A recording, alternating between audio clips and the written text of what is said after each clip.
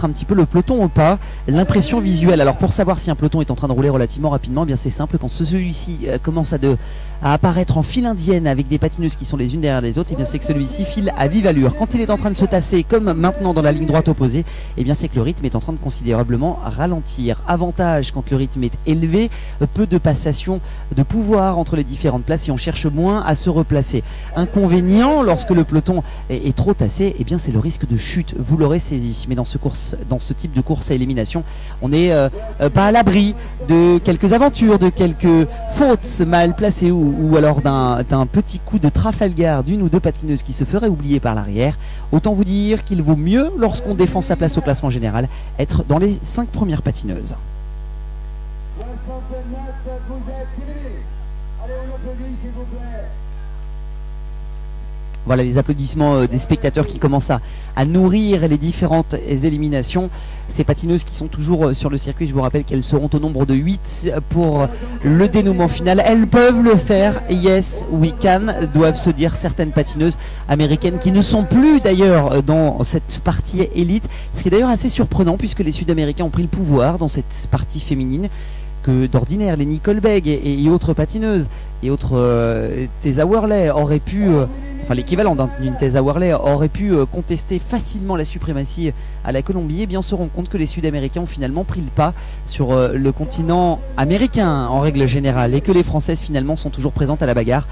La preuve par le dossard numéro 52, Laetitia Lebihan, qui est pour le moment toujours dans le peloton. Elle est à la 7e position très exactement. Elle porte le dossard numéro 62 et vêtue d'une combinaison orange et blanche. Nathalie Barbotin qui est toujours en tête de ce peloton, qui est en train de fondre comme neige au soleil, qui est en train de se réduire comme une véritable peau de chagrin. Et je vous rappelle que seules 8 patineuses simplement auront le luxe de pouvoir disputer l'emballage final de 2 tours. Elles sont encore au nombre de 12-13 patineuses. Il n'en restera que 8 simplement. Le dénouement est proche, très très proche. Oh la belle bagarre, et c'est sans doute une RPM Poly qui cette fois-ci s'est fait avoir juste sur la ligne. Les Colombiennes ne se font pas avoir à ce petit exercice de la course à élimination. Elles sont plutôt vigilantes en la matière, voire même franchement douées et animées d'une dextérité certaine. Eh bien, c'est le dossard 60 qui vient d'être éliminé. Il s'agit de Marie Poitvin. Marie Poitvin, finalement, notre jeune cadette surclassée, et qui d'ailleurs récolte quelques applaudissements nourris du public, qui sait que cette jeune fille n'est simplement que cadette et qu'elle vient de signer une très très belle place dans cette course à élimination et qu'elle aura au fond répondu parfaitement à son rôle de coéquipière.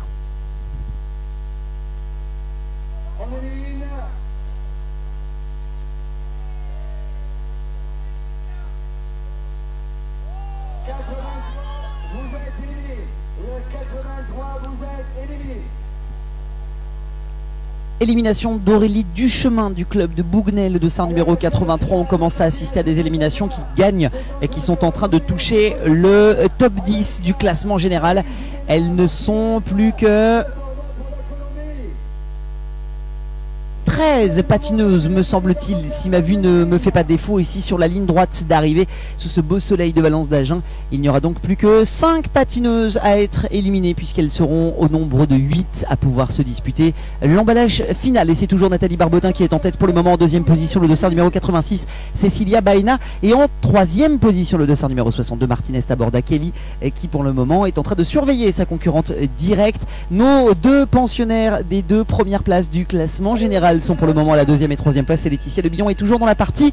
Le suspense reste entier dans cette course de la catégorie élite dame et le dénouement final est tout proche de nous. Nathalie Barbotin est pour le moment en train de réaliser le parfait travail de l'équipière, c'est-à-dire qu'à quelques encablures de l'arrivée, elle est devant, elle est en train d'imprimer un rythme certain pour que aucune patineuse ne vienne chatouiller sa leader Cecilia Baena et qu'elle ne soit pas contestée dans son placement à la 2e position et qu'elle puisse ainsi passer les différentes éliminations sans encombre aucune.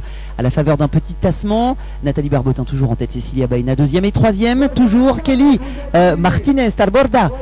Voici donc nos 3 patineuses du classement général qui sont toujours là pour nous offrir sans doute un très très beau final.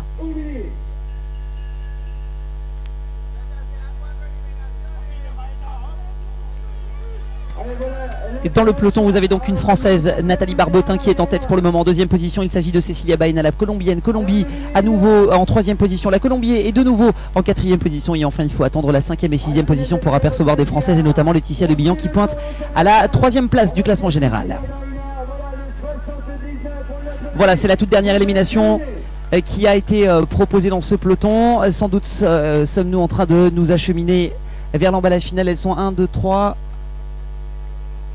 8 patineuses seulement, et encore.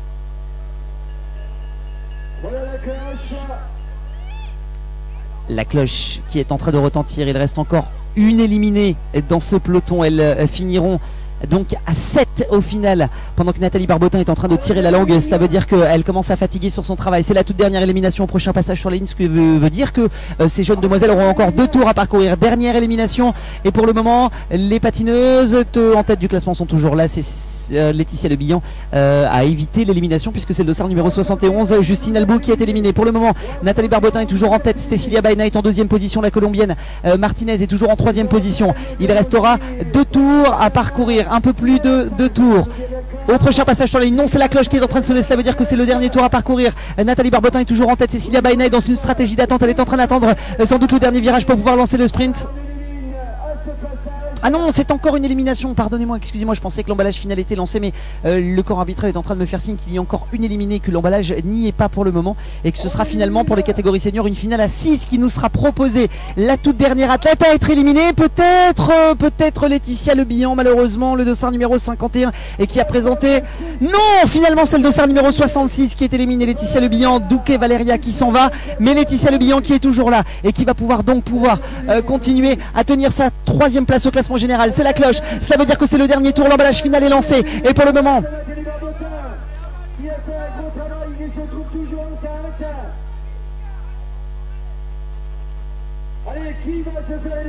apparemment une dernière éliminée, semble-t-il, alors que pour le moment le règlement nous proposait d'éliminer jusqu'à 6 ou à 8. Apparemment la finale se fait à 5 dans la catégorie des féminines. Et bien voilà une toute dernière éliminée sur la ligne. Laquelle sera-t-elle? Peut-être à l'extérieur, le dossard numéro 50, Sabine Berg, mais rien n'est moins sûr en la matière.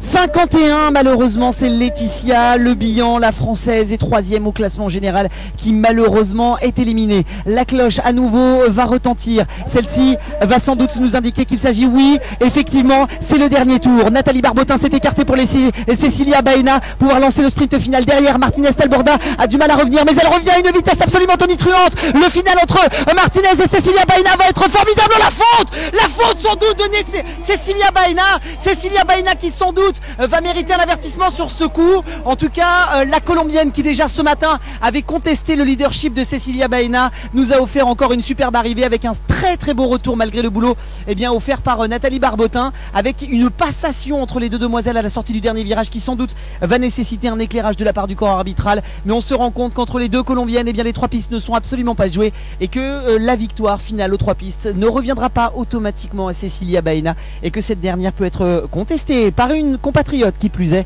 mademoiselle Martinez Talborda Kelly, qui va sans doute s'adjuger la victoire dans cette course à élimination de la catégorie élite dame, et une Cecilia Baena qui finalement n'aura pas été très bonne joueuse sur cette question-là, et qui aurait dû sans doute accepter que sa camarade la dépasse dans le tout dernier virage. Tout cela méritera évidemment un éclairage de la part du corps arbitral. Allez, quelques instants et nous nous retrouvons pour la toute dernière course retransmise en direct de cet après-midi. Il s'agit de la course à élimination, mais cette fois-ci des hommes, qui nous promet un spectacle tout aussi magique et sympathique. La rime va avec.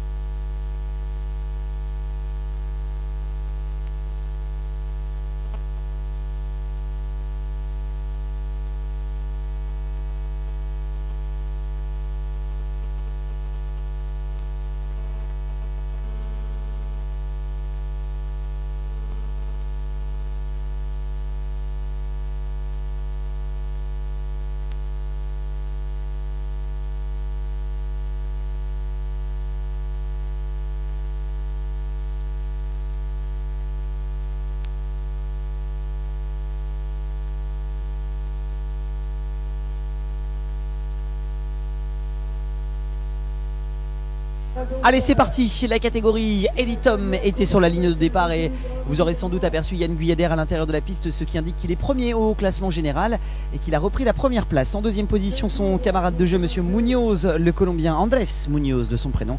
Et en troisième position, monsieur Brian Lépine au classement général pour le moment. Et ce matin, vous n'y avez pas assisté, mais je vous raconte un peu comment cela s'est passé. Eh bien, une course en ligne était proposée à nos camarades seniors aux alentours de 12h30 ce matin, ce qui déjà est une course plutôt matinale. Alors pour vous faire un petit débrief de cette course en ligne, somme toute relativement bien maîtrisée par l'équipe Powerslide jusque les 4 tours avant l'arrivée, où encore une fois nos camarades colombiens sont venus un petit peu, tout comme la journée d'hier à Pibrac, si vous nous avez suivis, cela vous parle. Tout comme hier, eh bien, les Colombiens sont venus un petit peu mettre leur grain de sel aux 4 derniers tours, obligeant ainsi Yann Guyader à une fois de plus, et à nouveau, prendre la tête du peloton 3 tours avant l'arrivée, en contrôlant un petit peu et en lançant de main de maître au dernier tour le sprint final. C'est donc en énorme costaud que Yann Guyader s'est imposé ce matin, où il nous a fait une impression absolument fracassante. Là où hier à Pibrac, par moment, il pouvait apparaître un petit peu en peine suite à différentes blessures, et bien là, il est de retour en forme. Et alors celui qui aura signé un très grand coup aussi, c'est son camarade de jeu, monsieur Munoz, et qui tout au long de la session finale eh bien, aura laissé Yann Guyader devant avec 20 mètres d'avance, aura laissé tous les pensionnaires de l'équipe RPM Poly tout de blanc et d'orange vêtus, que vous apercevez d'ailleurs en tête du peloton, eh bien, aura laissé cette équipe partir à la chasse de Yann Guyader et au dernier moment eh bien, les déboîter à l'intérieur et les déposer finalement sur la ligne, faisant preuve d'énormément d'expérience. Il a pour le coup ce matin vraiment marqué des points et toutes les conversations, d'ailleurs son exploit a été sur toutes les lèvres au moment de la pause déjeuner ce matin. Tous les patineurs, tout l'encadrement ici à l'heure de la pause déjeuner parlait de l'exploit de Munoz qui lors du dernier virage avait réussi en 2 coups de patin à déposer 4 de nos meilleurs patineurs français. Ce garçon-là nous impressionne dans ce trophée des 3 pistes. Alors évidemment Yann Guyader confirme tout le bien qu'on pensait de lui et son excellence, mais ce garçon Munoz est en train de nous faire très forte impression. D'ailleurs ce garçon Munoz, vous le retrouvez dans le peloton, il est à la 2e position à ce moment même.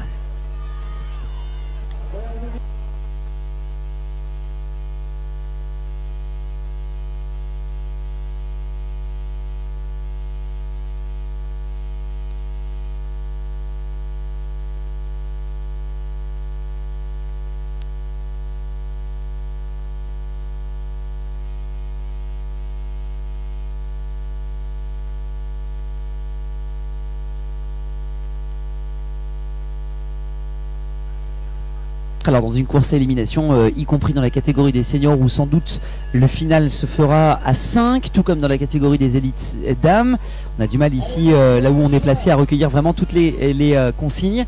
Voilà donc l'équipe Powerslide qui est en tête pour le moment, et derrière on remarque que le peloton est extrêmement tassé, ce qui sans doute à un moment ou un autre de la course risque de provoquer quelques situations un petit peu électriques, voire même très franchement tendues. En tous les cas, ce dont on est sûr, c'est que les garçons qui sont en tête au classement général, que sont Yann Guyader ou encore monsieur Munoz, eh bien ces 2 garçons sont en tête et vous les apercevez sur votre écran à ce moment-là. Ils sont 1, 2, 3, 4 et 5e respectivement, partis à la chasse de leurs concurrents espagnols.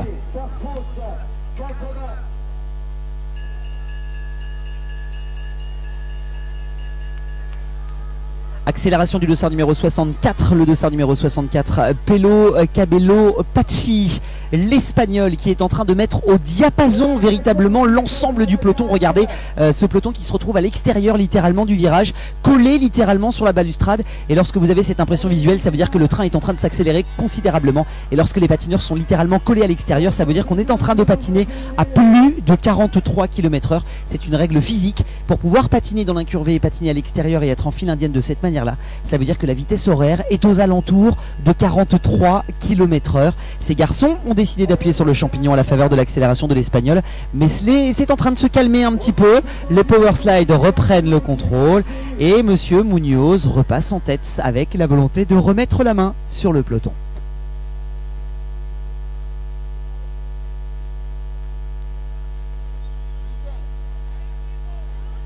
Allez, on élimine.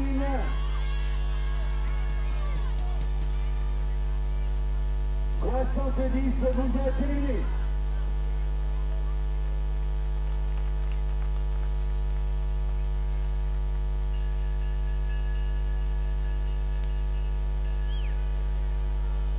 Peu de changements en tête avec la volonté ferme, comme à chaque fois de l'équipe Powerslide, et bien de prendre le commandement des opérations. Yann Guyader, le leader au classement général, est en deuxième position pour le moment. et il est parfaitement encadré par son équipe. Alors la distance avoisinant les 20 km dans cette élimination va sans doute se découper en deux temps. Une première partie de course relativement attentiste, et c'est ce que nous sommes en train de vivre pour le moment, sous le contrôle d'ailleurs des power slides qui tiennent en respect l'essentiel du peloton et l'intégrale du peloton, et puis une deuxième partie de course où lorsque nous arriverons dans les 10-15 derniers patineurs, je vous rappelle que 5 seulement seront sur la piste pour se disputer la victoire finale, et bien nous atteindrons sans doute une partie nettement plus électrique de la course et une partie un peu plus intéressante, qu'on se le dise. Pour le moment, c'est une course relativement tactique qui est en place, peu d'évolution, pas de chute, pas de grands mouvements entre les patineurs, pas non plus d'électricité particulière à vous retranscrire ici sur le bord de la piste. C'est une course lancée de manière relativement platonique, même si le mot n'est pas forcément judicieusement bien choisi sur cette question, et qu'on parlera plus d'amour platonique que de course platonique. C'est dans tous les cas une course relativement calme pour le moment. Oui, le mot est peut-être plus judicieusement choisi en la matière. 91, vous êtes éliminé.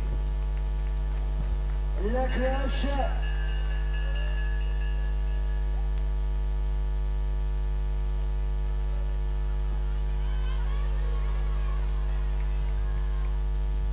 Voilà toujours le dossard 43, donc Yan Xing pour Yao pour donc le team Powerslide qui emmène. On a un team Powerslide qui a l'avantage incommensurable par rapport au reste d'avoir un formidable rouleur dans son équipe, c'est le dossard numéro 43, c'est le sud-coréen. Dossard numéro 43, le sud-coréen Liao Yang Cheng, qui est, alors c'est un petit peu le qualificatif qu'on lui aura donné ici sur le bord de la piste, on l'appelle la machine de guerre. C'est qu'il est capable de rouler à une moyenne horaire de 43 km/h justement, tout comme son dossard, des heures durant, il ne s'arrête jamais. D'ailleurs on l'appelle la machine tout simplement. C'est effectivement beaucoup plus simple quand on est dans une équipe de roller skating que d'avoir un formidable rouleur. Ouh, ça chauffe. Ouais, petite chute dans le virage opposé à la ligne droite d'arrivée. Ah, c'est un patineur, semble-t-il, du RPM Poly qui est tombé, apparemment Julien Despo. J'ai du mal à l'apercevoir concrètement ici, mais tout va bien pour lui, rassurez-vous. C'est le 46, donc malheureusement éliminé. 46, non, ça n'est pas un pensionnaire du RPM Poly qui est tombé, c'est le dossard numéro 46 qui vient de chuter à l'instant.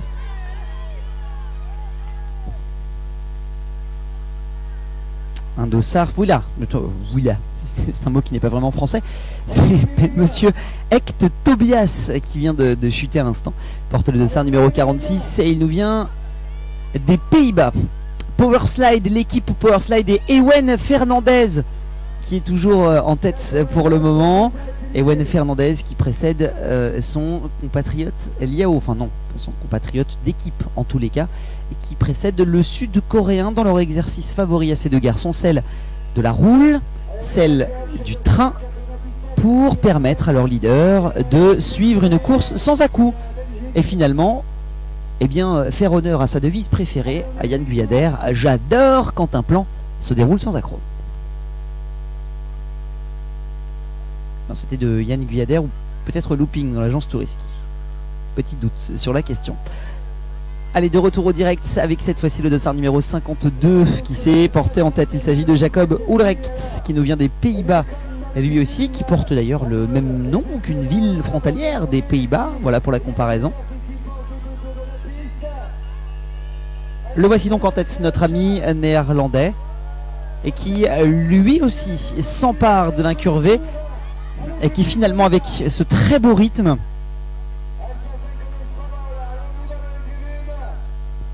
est en train de tenir en respect quelque part le reste du peloton.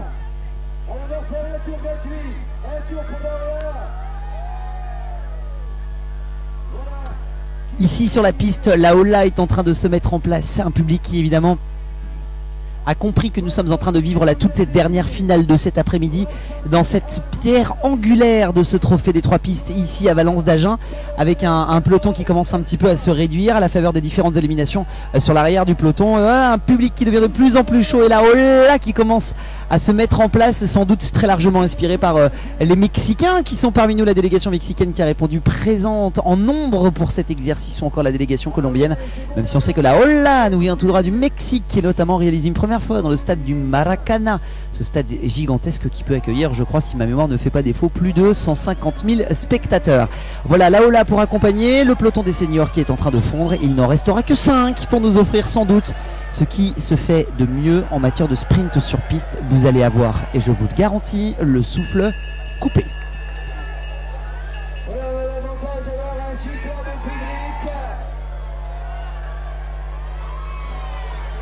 Voilà, c'est ça le public des 3 pistes. Allez, on élimine.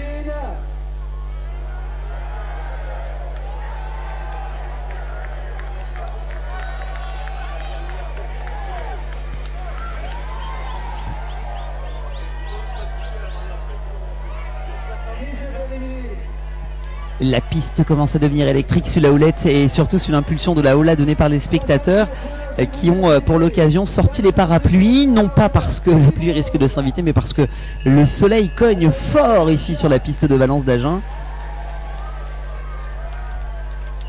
Et les spectateurs qui patientent avec une hola dans cette course qui pour l'instant est plutôt bien verrouillée par les 2 grosses équipes que sont Powerslide et RPM Poly. Noir-blanc pour les Powerslide, l'équipe du champion du monde français Yann Guyader est vainqueur de la Coupe du Monde également, l'un des meilleurs patineurs au monde et il est français, cela tombe plutôt bien. Et puis l'équipe RPM Poly, tout de blanche et d'orange vêtue, qui vient à l'instant même de se faire déboîter par l'essentiel du peloton sur l'intérieur de la piste. Alors il faut savoir que sur Valence d'Agen ici, la victoire va s'adjuger sans nul doute aucun quasiment sur l'extérieur de la piste. Alors pourquoi prendre l'extérieur de la piste et non pas la corde, là où il y a le moins de distance? Et bien c'est tout simplement pour pouvoir croiser tout du long, ne pas glisser, ne pas déraper, profiter de la bosse à la sortie du virage et au fond conserver toute sa vitesse. Un patineur qui patine vite en sprint est un patineur qui patine et qui croise tout au long du virage et qui ne glisse à aucun moment.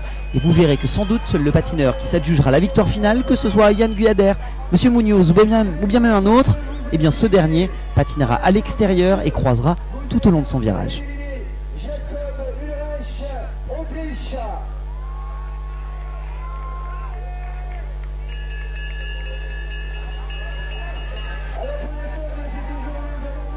Voilà nos patineurs qui sont toujours en tête, notamment Ewen Fernandez qui fait son travail de coéquipier dans l'équipe de Powerslide. Voilà un travail de coéquipier qui parfois est ingrat et qu'on peut facilement comparer en quelque sorte au travail que pourrait exécuter un gladiateur, celui qui descend dans l'arène pour défendre son leader, ce gladiateur de la piste et de l'asphalte pour le coup aujourd'hui, ce gladiateur qui viendra défendre les couleurs de son leader et qui n'hésitera pas donc à aller au créneau et à défendre de son corps s'il le faut. Voilà pourquoi la comparaison avec le mot gladiateur est finement placée, finement et peut-être même judicieuse. Ces gladiateurs sont les coéquipiers qui rendent possible la victoire du leader. C'est ce qu'est en train de faire en ce moment même Ewen Fernandez. Un travail d'équipier modèle même, devrais-je dire.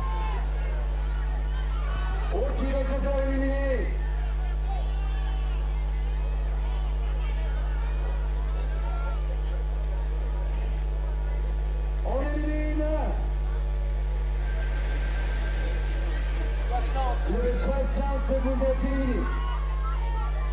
Voilà, c'est donc à nouveau Ewen Fernandez qui est revenu devant Yin Chang Liao pour le team Powerslide. Voilà ces garçons qui, eh bien, même les courses depuis pratiquement le départ, voilà l'équipe au complet. Voilà donc les Powerslide qui pour le moment sont en train de faire le boulot, comme on dit, 2, 4, 5 patineurs, l'équipe au grand complet qui pour le moment est en tête. Alors derrière, l'équipe RPM Poly n'a absolument pas envie de leur contester la tête, au contraire, ces derniers savent qu'ils sont peut-être sur le papier un petit peu moins costauds que l'équipe Powerslide pour 2 raisons particulières. D'abord, ils sont plus jeunes, ils ont moins d'expérience forcément, et puis ils sont beaucoup moins titrés qu'un Yann Guyader par exemple, ou encore qu'un Munoz qui compte à son actif pas moins de 4 titres de champion du monde. Il est aussi, je vous le rappelle, ce jeune homme Munoz, recordman du monde du 200 mètres. C'est-à-dire que ce garçon, s'il va au terme d'une course de fond, a une pointe de vitesse la plus rapide de l'histoire du roller skating jusqu'au jour d'aujourd'hui. Alors quand on a en face de soi des garçons de cet acabit et de ce registre, et bien quand on est une équipe un petit peu plus jeune, mais ô combien valeureuse et qui promet des années absolument superbes, et bien on se décide et on se résigne quelque peu et bien à patienter, à attendre et peut-être essayer de trouver la faille dans cette équipe de leaders et pourquoi pas s'y engouffrer. S'y engouffrer, il en sera question dans quelques encablures maintenant. Je vous rappelle que seulement 5 patineurs resteront sur la piste pour s'affronter dans un dénouement final et que pour le moment ils sont encore une grosse quinzaine à être sur la piste.